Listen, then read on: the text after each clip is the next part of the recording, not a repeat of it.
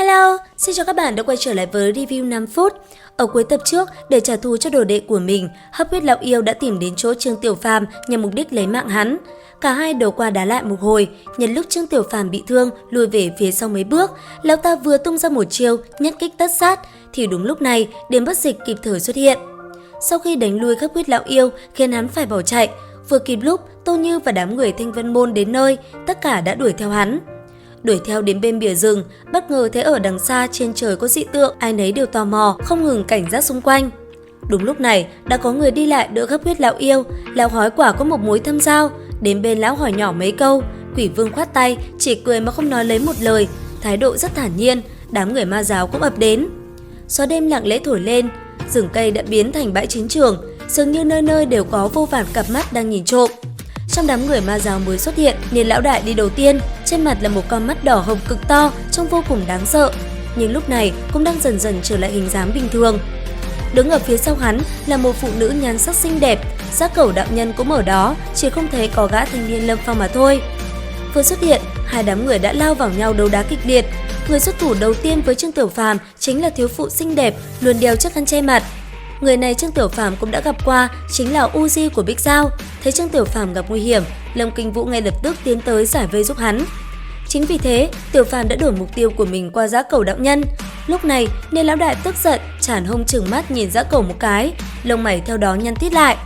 Ngày đó, trên Tử Linh Nguyên, xích ma nhãn của mình vốn không có ai địch được, không ngờ lại gần như thua trong tay người này, ấn tượng vì vậy rất sâu đậm.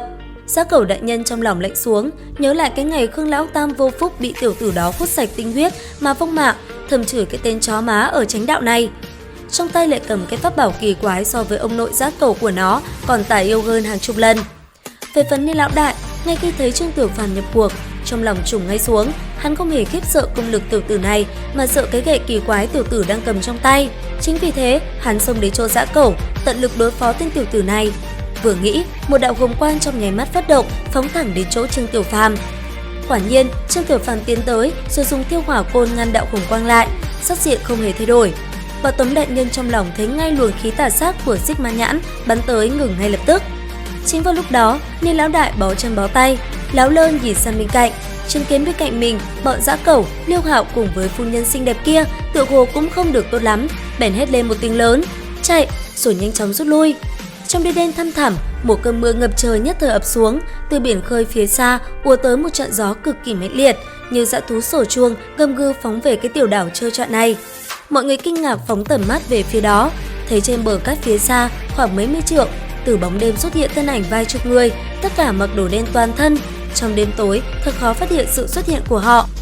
Trong phút chốc, mưa gió sấm đồng thời rền vang cả đất trời, một đánh chớp nhá lên như làm tê liệt không gian, rồi lại một tiếng ầm ầm nổ lên, mặt biển trồi lên như một hòn núi, rồi chợt trễ sang hai bên, số vô số bọt nước tung lên. Trong cơn mưa gió cuồng thét, một âm thanh ầm vang từ biển đen sâu thẳm vọt lên một thân ảnh khổng lồ, rồi nặng nề đáp xuống.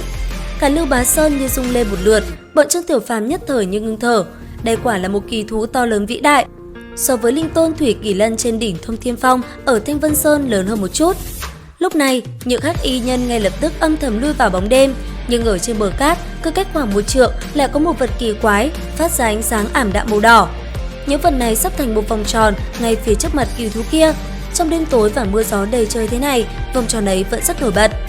Người Thanh Vân Môn ai nấy mặt mày chăm chú, không biết bọn người ma giáo giờ cho quỷ gì, nhưng xem dáng vẻ bọn họ dường như chỉ muốn ứng phó với kỳ thú này.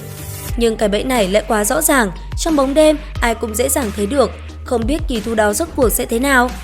Cùng lúc đó, trong bóng đêm đen thăm thẳm vang lên tiếng niệm chú thần bí, âm thanh như tiếng rên rỉ từ cõi u minh, thăm thẳm lan xa trong đêm gió phiêu đãng.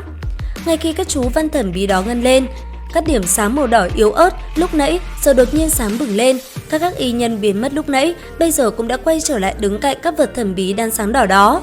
Đến đây tôi cũng hết tập 20 Chu Tiên 3D. Xin chào và hẹn gặp lại các bạn ở những video tiếp theo.